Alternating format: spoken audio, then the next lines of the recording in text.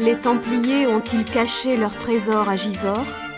Rien ne permet de l'affirmer, même si, la veille du coup de filet de 1307, 3 chariots sont partis secrètement du Temple de Paris en direction de l'Angleterre, et même si l'un des itinéraires possibles passait par Gisors. Mais laissons là les hypothèses, et revenons à l'histoire de Roger Laumois. Après avoir porté l'ex-gardien sur le devant de la scène, l'affaire de la crypte allait le précipiter dans un malaise grandissant.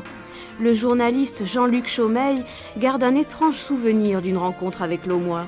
Je me souviens d'un jour à Gisors, un dimanche, on avait rendez-vous avec lui et nous avons mangé au Grand Hôtel de Gisors. Il avait peur parce qu'il y avait un couple de curés, je dis bien un couple de curés qui était juste derrière nous, il avait un petit peu peur. D'après le père Adeline, le clergé de Gisors ne s'est jamais intéressé à l'affaire du trésor, sinon pour démentir le fait que Roger Laumois ait reçu les ordres mineurs. Pourtant, lorsqu'on pose la question à Robert Canut, qui fut gardien du château dans les années 60, sa réaction est assez curieuse. N'en parlons pas au clergé. Pourquoi ? Je sais pas. Ils veulent pas en parler ? Faut pas leur en parler. Il faut pas ? Non. Vous pouvez pas me dire pourquoi ? C'est tellement non.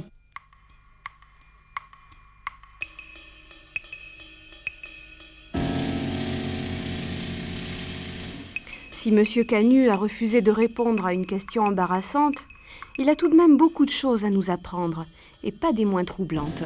Vis-à-vis des autorités gisorsiennes de l'époque, il fallait se méfier. De tout. Pourquoi ? La forteresse, à l'époque où j'y ai travaillé, enfin j'y étais, ça a toujours été surveillé de l'extérieur par différentes personnes dont j'ai jamais connu. Jamais. Mais comment vous le saviez que c'était surveillé ? Ah, quand on est bien avec les gens, il y a des courants d'air qui vous arrivent dans les oreilles. Et ces personnes de l'extérieur, donc, n'étaient pas de Gisors, elles étaient envoyées par qui, alors ? Par qui, je sais pas. Mais ils étaient de l'extérieur. Certains ministères de l'extérieur. Ah oui. Moi, j'ai vu tous ces gens-là. J'ai vu des gens, si vous voulez, habillés tout en noir. Oh, c'était un groupe X. Eh bien, on me payait par une enveloppe, le prix des places. Et quand la visite était terminée, le chef de groupe vous donnait le pourboire sous enveloppe. Sans un mot. Tout était enregistré, je ne sais pas comment. Et je me suis renseigné auprès de certaines autorités ecclésiastiques. Eh bien, ils m'ont dit, mon fils, tu ne sauras pas. J'ai dit merci.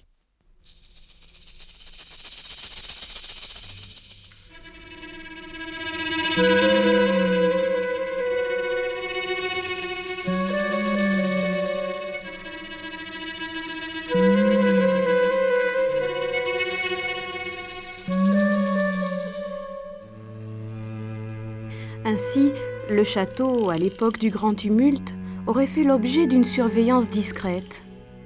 Mais il y a plus étonnant encore. Écoutez le témoignage de Roland Bonnet. C'est en mars 69 que j'ai fait connaissance de Roger Laumois. À cette époque, j'étais romancier spécialisé dans l'espionnage et je travaillais sous le nom de Eric Dorns.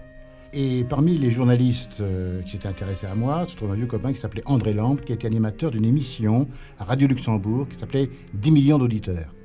Cette émission, qui était très percutante, très forte, très dynamique, nécessitait la venue de personnages insolites, hors du commun.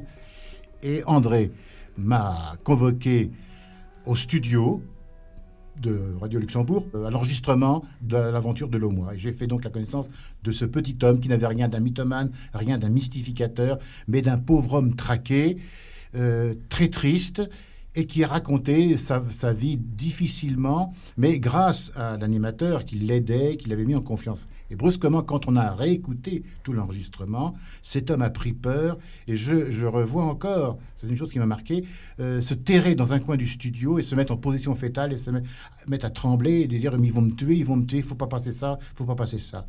Alors, le reste, je m'en souviens plus du tout, mais il y a une chose importante.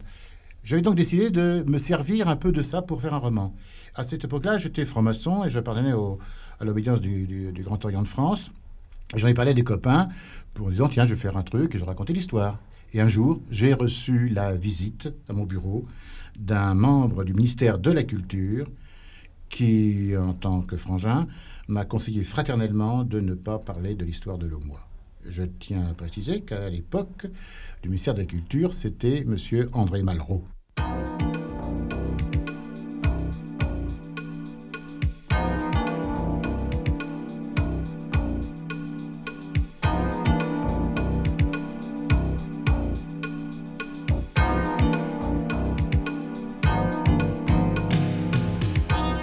L'affaire de Gisors a passionné Daniel Réju, écrivain et journaliste.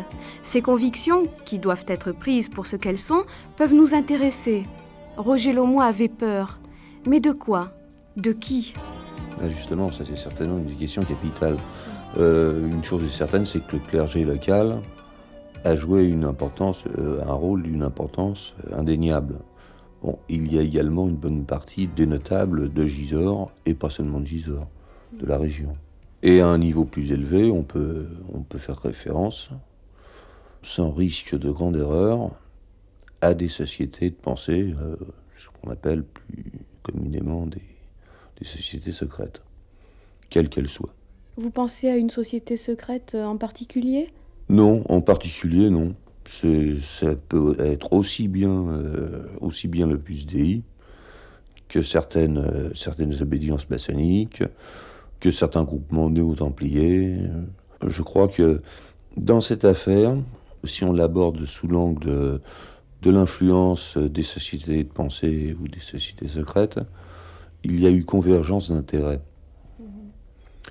Il est bien certain que ces sociétés en question, bien que poursuivant des buts différents et même totalement opposés, aient pu conclure une sorte d'alliance d'intérêt, parce que elles y trouvaient tout leur compte.